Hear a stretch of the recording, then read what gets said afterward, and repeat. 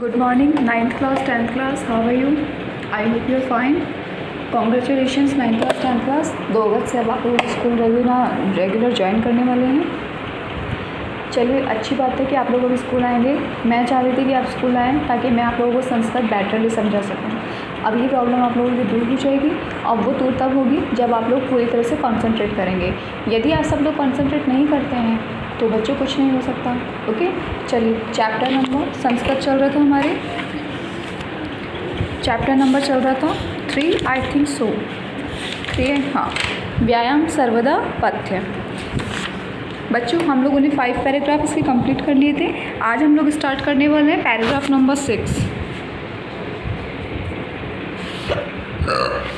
देखिए, व्यायाम शून्य गात्रस्य पद्भ्यामुद्वर्तितस्य च व्याधयो नोपसरन्ति वैन्तेमिवोरिगः वयोरूपगुणैः हिर्नमपि कुर्यात् सुदर्शनम्. शब्दार्थ देखिए, शब्दार्थ नहीं, अन्वय देखिए. व्यायाम शून्य गात्रस्य च पद्भ्यां मूर्धवर्तितस्य वैन्तेयम् उर्गः इव व्याध्यो नोपसरन्ति वयोरूपगुणहीनमपि सुदर्शनं कुर्यात्. संदर्भ देखिए इसका. श्लोकोऽयम् अस्माकं शेमुषी इति पाठ्यपुस्तकस्य व्यायाम सर्वदा पथ्य इति पाठात् उद्धृतोऽस्ति. पूर्णतः पाठोद्यम आचार्य सुश्रुत रचितात् सुश्रुत संहिता इति आयुर्वेदिक ग्रन्थात् संकलितो अस्ति. चिकित्सास्थानात् चतुर्विंशाध्यायात् श्लोकेऽस्मिन् व्यायामस्य महत्त्वं वर्णयन् कथयति. यत् व्यायामी व्यक्ति कदापि रोगं न गृह्णाति. वस्तुतः श्लोक हमारी संस्कृत की पाठ्यपुस्तक शेमुषी की व्यायाम सर्वदा पथ्य शीर्षक से लिया गया है.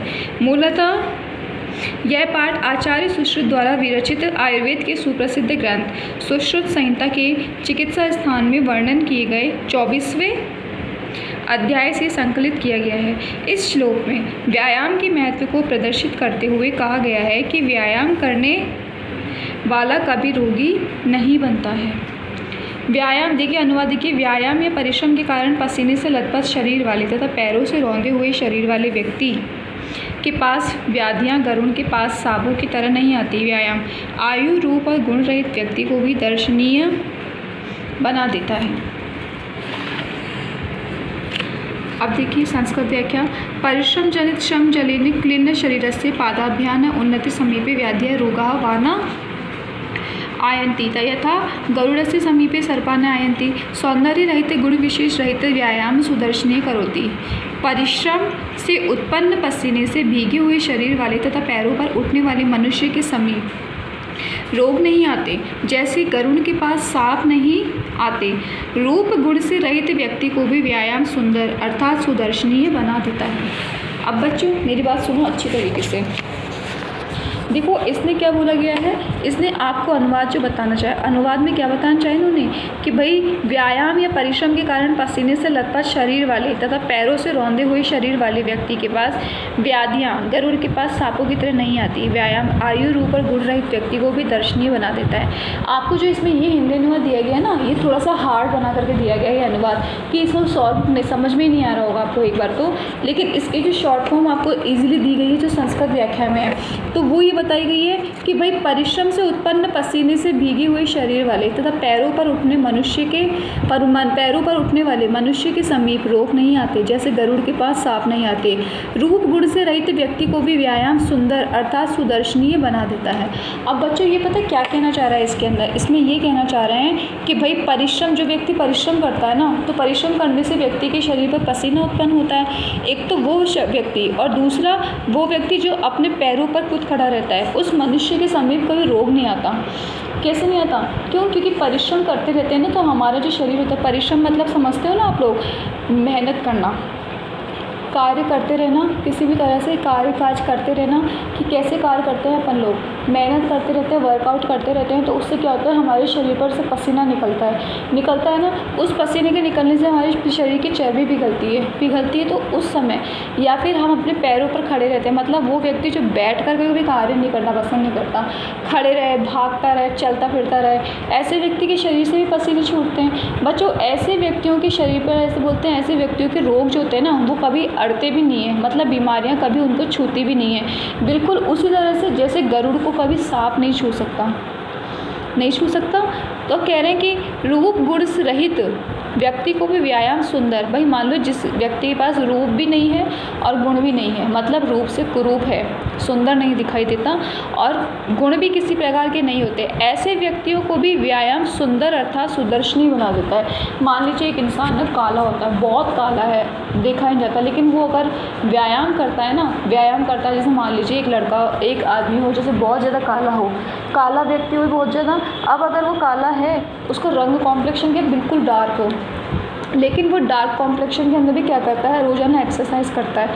एक्सरसाइज करके उसने अपनी बॉडी को इतना मस्क्यूलर बना लिया, समझते हो, एप्स बना लेना, 6 एप्स वगैरह बना लेना, अपनी मस्क्यूलर बॉडी बना ली ना, तो उसकी पर्सनैलिटी जो होती है ना, वो गोरे गोरे लोग होते हैं ना, उनको भी फेल कर देती है। होता है जैसे हमारे बच्चों एक बॉलीवुड एक्ट्रेस है बिपाशा बसु, वो है ना हमारी बॉलीवुड एक एक्ट्रेस है बिपाशा बसु, वो रंग से कितनी काली हैं, सबको पता है रंग रूप से कितनी काली हैं वो, है ना, लेकिन अपने कॉम्प्लेक्शन पर ध्यान ना देकर उन्होंने अपनी पर्सनालिटी पर ध्यान दिया, अपने फिगर को इस तरह बना कर रखा, ठीक है ना, कितना अच्छा फिगर बना के रखा उन्होंने अपना, तो क्या है उनकी पर्सनालिटी आज कितनी लुकिंग लगती है, लगती नहीं, कितनी ब्यूटीफुल लगती है या नहीं लगती है, वो लगती है ना, भले ही वो ब्लैक ब्यूटी है, लेकिन अपनी पर्सनालिटी को, अपने फिगर को इतना कंट्रोल में करके रखा है व्यायाम करके, उससे क्या कहते हैं उनकी पर्सनालिटी इतनी डेवलपमेंट लगती है, नहीं लगता, अट्रैक्टिव नहीं लगती है, लगती है ना अट्रैक्टिव। तो वैसा ही इसके बारे में कहा गया है, ठीक है, कि व्यायाम, जी मान लीजिए जिस व्यक्ति में रूप भी नहीं है, गुण भी नहीं है, लेकिन अगर वो व्यायाम करके अपने शरीर को, अपनी पर्सनैलिटी को डेवलप कर सकता है। ओके, चलिए इसका दूसरा पैराग्राफ देखते हैं अब हम।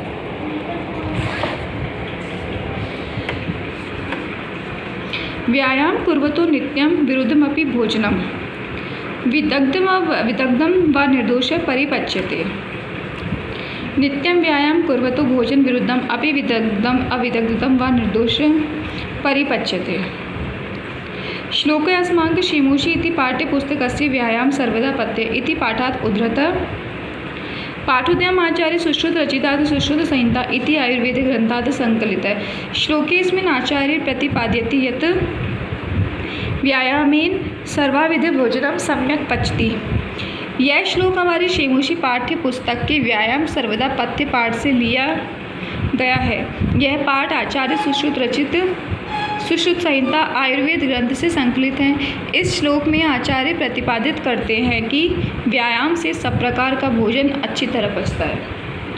देखते हैं, रोजाना व्यायाम करने वाले मनुष्य को विपरीत होते हुए भी भली भांति पके हुए तथा कम पके हुए भोजन आसानी से बिना परेशानी के पच जाते हैं। संस्कृत व्याख्या देखिए, या मनुष्य सदैव प्रतिदिन उद्यम करोति तस्य प्रतिकूलम अपि सुपक्वम अपक्वम वापि भोजनम दोष विनय पचती। जो मनुष्य सदैव प्रतिदिन परिश्रम में व्यायाम करता है उसको प्रतिकूल भोजन भी भली भांति का पका हुआ अथवा न पका हुआ भी बिना किसी दोष के अर्थात अच्छी तरह पच जाता है। बच्चों एक बात, अब आप मेरी बात सुनिए। देखो इन्होंने कहा व्यायाम कुर्वतो नित्यम विरुद्धमपि भोजनम विदग्धम निर्दोष परिपच्यते। अब इन्होंने ये कहना चाहा है कि बच्चों व्यायाम, एक सेकेंड, अब इन्होंने क्या कहना चाहा है कि बच्चों व्यायाम करते रहने से क्या होता है, हम लोग क्या करते हैं अपने लिए डाइटिंग करते हैं। हम लोग कह रहे यार ये पकोड़ा पकौड़ी या कोफ्ते खाने का, बर्गर पिज़्ज़ा खाने का मन तो बहुत करता है, लेकिन इनसे मोटापा बढ़ता है ना, इसलिए यार नहीं मैं तो नहीं खाऊंगी, मेरा वजन बढ़ जाएगा, मैं मोटी मोटी गोलमाल दिखूंगी, ऐसे सोचते हैं हम लोग, नहीं खा पाते। लेकिन ऐसे कहा जाता है कि अगर कोई व्यक्ति जिसने डेली रूटीन में अपना व्यायाम अपना के रखा है कि भाई मैं ऑयली फूड नहीं खा सकती, मैं शुगर नहीं खा सकती, इन सब से मेरा वेट बढ़ जाएगा, सोचते हैं ना अपन ऐसा।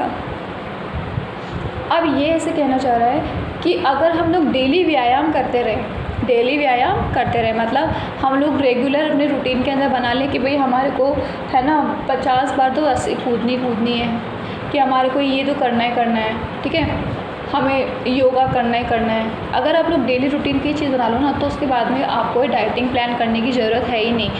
इतना परहेज़ करने की ज़रूरत नहीं रहेगी, क्योंकि व्यायाम करने वाला जो शरीर होता है ना, वो हर प्रकार का भोजन पचा देता है। ये चीज़ें होती है ना, जैसे कि अपन लोग क्या करते हैं, भाई खा तो लिए और फिर थोड़ी सी देर टहले भी नहीं, खा पी करके सो गए, ज़रा सा भी व्यायाम ना करें या थोड़ी मेहनत ना करें, तो इन चीज़ों से क्या होती है, फिर ये चीज़ें पचती नहीं है, और पचती नहीं है तो शरीर में जाकर के बादी कर जाती है, और बादी कर जाती है तो शरीर के अंदर फुलावट आ जाती है, वज़न बढ़ जाता है। मतलब समझ रहे हो ना आप? तो ये कहना चाह रहा है लेखक ने कहा कि अगर आप व्यायाम करते रहेंगे रेगुलर, अगर आप रेगुलर व्यायाम करते रहेंगे तो क्या होगा, व्यायाम करते करते मनुष्य को विपरीत भली भांति पके हुए चाहे कम पके हुए भोजन भी आसानी से बिना परेशानी के पच जाएंगे। समझ में आए बच्चों क्या कहना चाहें? आज के लिए इतना ही। अब आपके इसमें सिर्फ एक पैराग्राफ बचता है। कितना बचेगा? ओनली 1 पैराग्राफ, जिसे हम कल कंप्लीट करेंगे।